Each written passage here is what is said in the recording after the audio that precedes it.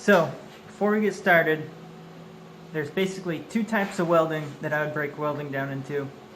Structural and pipe welding, and then there's off-road or motorsports and fabrication welding.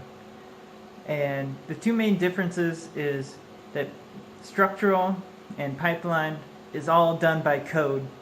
So it's very specific and you have to meet all the requirements, so you can't do this type of welding with that.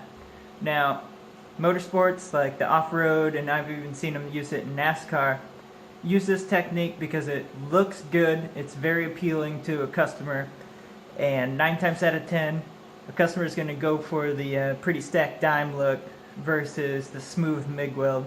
Might be stronger, but it's not going to sell product. Now, having said that, it is very strong. They've used it in race cars, desert trucks, all sorts of things like that for years. Since I ever started welding, that's all we ever used. So just realize there's two specific types of welding. This kind, Mig Like Tig, which sells product to customers, and then there's the code work that they do on structural welding. Completely different types. The most important part of Mig Like Tig is your settings on your machine. It's not your technique. You can actually do a number of techniques and get pretty much the same result. You can fine-tune it that way, but the most important is your settings on your machine. Basically, all you're going to be doing is looking up your chart if you have one, and then going down 1 or 2 from that, and then running some practice beads and adjusting your wire speed to what sounds or feels right. That's really the biggest trick to this technique. We'll say 030 solid wire, you're running C25 and you're going to be doing a 16 gauge. It says F4.5. That's probably going to be too hot. Try that or that, and then just kind of adjust your so probably on the low side of E to the mid side of E, and then adjust your wire speed to whatever it sounds right and looks right. Basically, you want it to sound just like it normally would when you're pulling, but you're going to be oscillating. So when you're doing, I do circles, but however you do yours, whenever you're oscillating, when you come back, you don't want it to sputter and to pop, pop, pop. That means you don't have enough wire speed. Turn it up just a little bit until you can keep going without it making that noise. So my technique I use for making this type of weld is just a what a lot of people call a cursive E or an I or whatever. It really doesn't matter. It's all about your setting.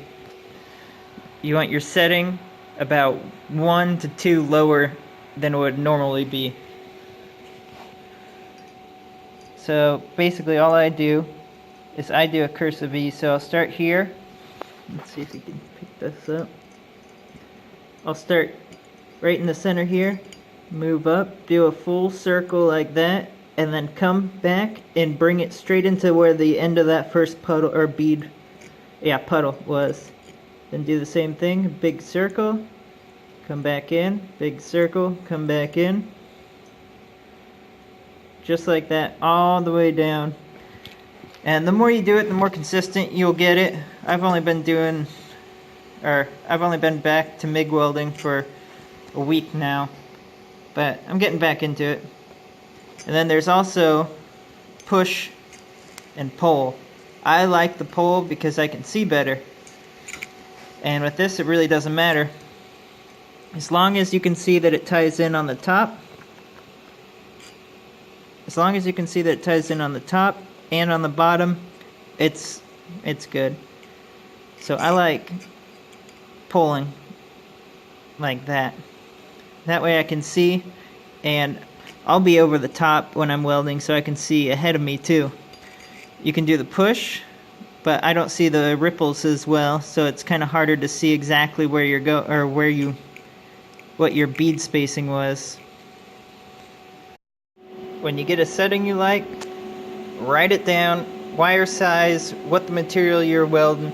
Sometimes I'll even put if it was cold rolled or hot rolled, and then your voltage, wire speed, and it'd be nice to even write your inductance on there so you know for future use. So the technique I use is a little bit backhand, and I just do circles. Move, circle, just kind of like that all the way down. Try to keep it 45 in between each.